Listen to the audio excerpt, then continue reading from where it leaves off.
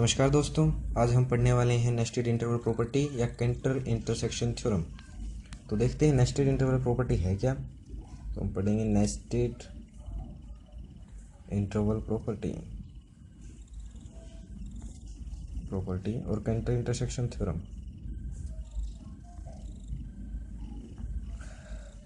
तो सबसे पहले इसकी डेफिनेशन की बात करते हैं हम। डेफिनेशन क्या बोलती है, यदि कोई सीक्वेंस है आई एन, हम सीक्वेंस लेते हैं आई एन। सीक्वेंस किस टाइप के, क्लोज इंटरवल्स की सीक्वेंस लेनी है जिसमें इंटरवल्स हैं ए एन से बी एन, क्लोज इंटरवल्स की सीक्वेंस है। और इसके साथ साथ इसके लिए कुछ कंडीशन और सेटिस्फाई करनी चाहिए जो इसकी डेफिनेशन में हमें गिवन है। तो फर्स्ट कंडीशन है कि आई एन प्लस वन जो हमारा इंटरवल है वो सबसेट हो आई एन इंटरवल का।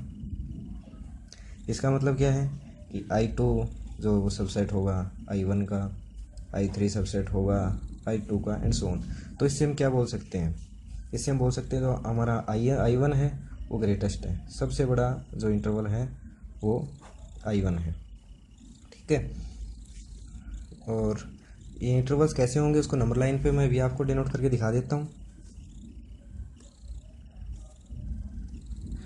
नंबर लाइन पे बात करें, हमने नंबर लाइन बना ली। ये किस टाइप से इंटरवल है, ये नंबर लाइन है, इस साइड जाएंगे हम डिक्रीज़ होंगे, इस साइड जाएंगे इंक्रीज़ होंगे।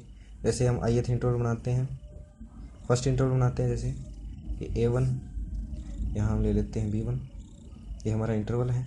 तो हम देख रहे हैं कि आई टू सबसेट है आई वन का, मतलब आई टू पूरा कंटेंट है आई वन के अंदर। यहाँ ले लेते हैं A two contain A one के अंदर। Similarly A three B three, and interval छोटे होते जा रहे हैं। यहाँ कहीं आएगा हमारा ए एन बी एन जो आई एन एथ इंटरवल है। ठीक है, उसके अलावा सेकंड कंडीशन हमें गिवन है, वो क्या है कि limit n tends to infinity, जो लेंथ जो है आई एन इंटरवल की, आई एन एथ इंटरवल की, वो है 0। ठीक है, वो 0 गिवन है। लेंथ का मतलब क्या है, यदि कोई इंटरवल है हमारे पास, फॉर एग्जांपल हमारे पास इंटरवल है कोई 5 to 10, इसकी लेंथ से मतलब है कि 10-5, फाइनल एलिमेंट में फर्स्ट एलिमेंट को यदि घटा देंगे तो वो लेंथ आ जाएगी जो कि 5, तो 5 यूनिट्स इसकी लेंथ है। इसी प्रकार हमें length of I an interval given है 0। ठीक है, तो हमें प्रूव क्या करना है कि जो इंटरसेक्शन होगी इन सभी इंटरवल की, सभी आई एन इंटरवल्स की, where n goes from 1 to infinity, एक सिंगलटन सेट होगी। ये हमें प्रूव करना है। तो चलिए कैसे प्रूव करेंगे वो हम देखते हैं। तो इसका प्रूफ करते हैं। तो फर्स्ट हमें जो फर्स्ट कंडीशन गिवन है उसका यूज़ करेंगे। सबसे पहले फर्स्ट कंडीशन हमें गिवन थी कि आई एन प्लस वन जो सबसेट होगा आई एन का, ये मैं आपको यहाँ बता चुका हूँ। तो यहाँ से ये बात क्लियर है कि ए वन उस साइड जा रहे हैं, ग्रेटर होता जा रहा है। ए वन सबसे छोटा था, उसके बाद ए टू, फिर ए थ्री, ऐसे मतलब ए वन उससे बड़ा ए टू, उसके बाद ए थ्री, देख रहे हैं इंक्रीज़ होता जा रहा है ए एन तक। और ए एन से बड़ा लास्ट में क्या है, हम बोल सकते हैं बी वन। ठीक है, तो अगर हम ए एन को एक सीक्वेंस बना लें तो हम देख सकते हैं हर टर्म इसकी इंक्रीज़ होती जा रही है, तो इसलिए हम इसे बोल सकते हैं monotonically increasing sequence. Monotonically increasing sequence हो गई। तो मोनोटोनिकली इंक्रीजिंग सीक्वेंस में हम एक थ्योरम करके आए हैं, यदि सीक्वेंस अगर मोनोटोनिकली इंक्रीजिंग है और बाउंडेड अबोव है, तो यहाँ देख सकते हैं B one sequence A N की हर टर्म से बड़ा है, तो सीक्वेंस जो ए एन है वो बाउंडेड अबोव है। मोनोटोनिकली इंक्रीजिंग सीक्वेंस यदि बाउंडेड अबोव होगी तो वो कन्वर्जेंट होती है। तो लेट कर लेते हैं हम limit n tends to infinity, A n जो है हमारा हो जा रहा है ए के ऊपर। मोनोटोनिकली इंक्रीजिंग सीक्वेंस जो बाउंडेड अबोव है वो कन्वर्जेंट होती है, और कहाँ पर होती है, ये थ्योरम है कि वो सीक्वेंस अपने लीस्ट अपर बाउंड पे कन्वर्जेंट होगी। तो ए इसका जो है वो होगा लीस्ट अपर बाउंड। सिमिलरली हम सेकंड आगे बात करते हैं। तो ये देखिए यहाँ पर देख रहे हैं B1 सबसे बड़ा, यहाँ करते हैं B1, यहाँ से देखा B1 सबसे बड़ा, उसके बाद B2, उसके बाद B3 एंड सिमिलरली सोन, और यहाँ आ जाएगा Bn। तो सबसे छोटा यहाँ पर हम बोल सकते हैं किसको, A1 को। नंबर लाइन है A1 सबसे छोटा। तो यदि हम Bn एक सीक्वेंस बना दें इसकी, तो ये सीक्वेंस होगी क्योंकि टर्म सीक्वेंस डिक्रीज कर रही है कंटिन्यूसली। तो Bn is monotonically decreasing sequence, tonically decreasing sequence और मोनोटोनिकली डिक्रीजिंग सीक्वेंस, और बाउंडेड बिलो है बाय A1, क्योंकि A1 सीक्वेंस Bn की सभी टर्म से छोटा है तो बाउंडेड बिलो हो गई।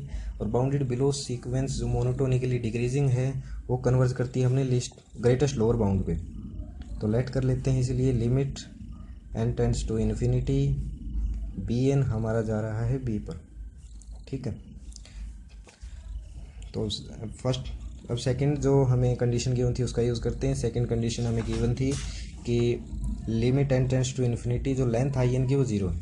तो in इंटरवल हमारा है कुछ ये वाला, तो इसकी अगर हम लेंथ निकालेंगे limit n tends to infinity पे, लेंथ आएगी इसकी Bn माइनस An, वो हमें गिवन है 0, ठीक है। तो Bn माइनस An की 0 है, तो हम इसको कुछ ऐसा लिख सकते हैं, Bn माइनस में limit n tends to infinity An equal to 0। तो हमने यहाँ प्रूव किया, यहाँ पर लेट किया था कि limit n tends to infinity An कहाँ जा रही है, A पर, और Bn कहाँ जा रही है, B पर। तो इसकी जगह लिख देते हैं हम B minus A is equal to 0। तो B इक्वल टू हमारे पास आ गया है A, B equal to A आ गया है। अब हम देखा A जो हमारा था वो लीस्ट अपर बाउंड था सीक्वेंस An का, ठीक है, और जो B था हमारा वो ग्रेटेस्ट लोअर बाउंड था सीक्वेंस Bn का। तो हम बोल सकते हैं कि लिस्ट अपर बाउंड मतलब An की सभी टर्म्स से बड़ा A था, ठीक है, और सेकंड B जो था वो ग्रेटेस्ट लोअर बाउंड था Bn का। अब B किसके इक्वल है, A के इक्वल, तो B के प्लेस पे हम A लिख सकते हैं, तो हम यहाँ लिख देते हैं इसको, ये आ गया Bn। तो हम देख रहे हैं कि An और Bn के बीच में A है, तो nth इंटरवल हमारा था An से Bn, इनके बीच में कहीं A है, तो हम बोल सकते हैं कि A बिलोंग करेगा हमारा in इंटरवल से, ठीक है। हमने दिखा दिया एक एलिमेंट जो A है वो in के अंदर जा रहा है, लेकिन हमें प्रूव क्या करना था कि जो इंटरसेक्शन होगी सभी क्लोज इंटरवल्स की n where n goes from 1 to infinity वो सिंगलटन होगी। तो एक एलिमेंट तो हमने दिखा दिया, हम प्रूव करना है कि इसके अलावा कोई और एलिमेंट इसके अंदर नहीं होगा, तो ये हम प्रूव करेंगे कॉन्ट्राडिक्शन से, ठीक है। तो फर्स्ट हम लेट कर लेते हैं कि हमारे पास A डैश अनदर एलिमेंट है जो बिलोंग कर रहा है हमारा in से, ठीक है। तो हम लेट किया कि A या तो A डैश या छोटा होगा A से या बड़ा होगा, तो लेट कर लेते हैं एक बार कि A डैश बड़ा है A से, ठीक है। तो यहाँ से हम लिख सकते हैं हमारे पास अगर ये दोनों एलिमेंट in के अंदर जाएंगे तो कुछ ऐसा होगा, ठीक है, दोनों एलिमेंट अंदर जाएंगे। तो यहाँ से हम क्या लिख सकते हैं, Bn माइनस An का अगर मोड करें हम, वो ग्रेटर होगा किससे, A डैश माइनस A से। ये कैसे लिख सकते हैं वो देखिए आप, यहाँ बताता हूँ आपको। अगर देखिए कोई है 3, मान लिया 5 और 7 और 9, ये देखिए इन दोनों का डिफरेंस 3 माइनस 9 का मोड ये हमेशा ग्रेटर रहेगा 5 माइनस 7 के मोड से, ठीक है। ये 6 आएगा जो ग्रेटर होगा 2 से। तो इसी प्रकार से हम ये लिख सकते हैं। अब जैसा कि हमने ऊपर किया था कि लेंथ जो in इंटरवल की थी वो 0 थी, तो Bn माइनस An हमारे पास था 0।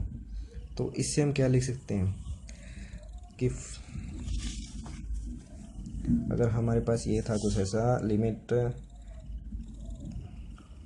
n tends to infinity Bn minus An जो है वो 0 था, तो हम लिख सकते हैं फॉर ए गिवन एप्सिलॉन, हमारे पास ये कन्वर्जन की डेफिनेशन है वो हम लगा रहे हैं, for a given epsilon greater than 0 there exist करेगा M फॉर विच जो हमारी Bn माइनस An का जो मोड है Bn minus An minus 0 less than epsilon होगा for all n greater than equal to m के लिए। ठीक है, तो यदि हम यहाँ से हमारे पास आ गया Bn माइनस An का मोड लेस देन एप्सिलॉन होना चाहिए n greater than equal to m को। लेकिन यदि हम n को ले एप्सिलॉन को ले लें, if we take epsilon equal to a minus a dash minus a या a माइनस a डैश कुछ भी इसका मोड ले लें, तो हमारी जो पीछे जो एक इक्वेशन आई है ये रहा कि Bn माइनस An ग्रेटर होगा a डैश माइनस a से। ठीक है, तो यदि हम एप्सिलॉन को ले लें तो हमारी ये वाली बात उस इक्वेशन से हमारे पास आ जाएगा कि ये ग्रेटर है एप्सिलॉन से, जो कि आ गई है कॉन्ट्राडिक्शन। इस इक्वेशन के अंदर कॉन्ट्राडिक्शन आ गई, तो हम बोल सकते हैं कि हमारी जो सुपोजिशन थी वो रॉन्ग थी। हमने सपोज किया था कि एक a डैश अनदर एलिमेंट है जो In से बिलोंग करेगा, तो और कॉन्ट्राडिक्शन आ गई, तो आवर सुपोजिशन जो है रॉन्ग हो गई, सपोज रॉन्ग। तो हम कह सकते हैं कि a is the only element वो जो बिलोंग कर रहा है In से, हेंस a बिलोंग कर रहा है i equal to 1 n equal to 1 से इन्फिनिटी, जो कि इस हम दिखाए सिर्फ ओनली a बिलोंग कर रहा है, तो ये हमारे पास सिंगलटन आ गया। यही हमें प्रूव करना था।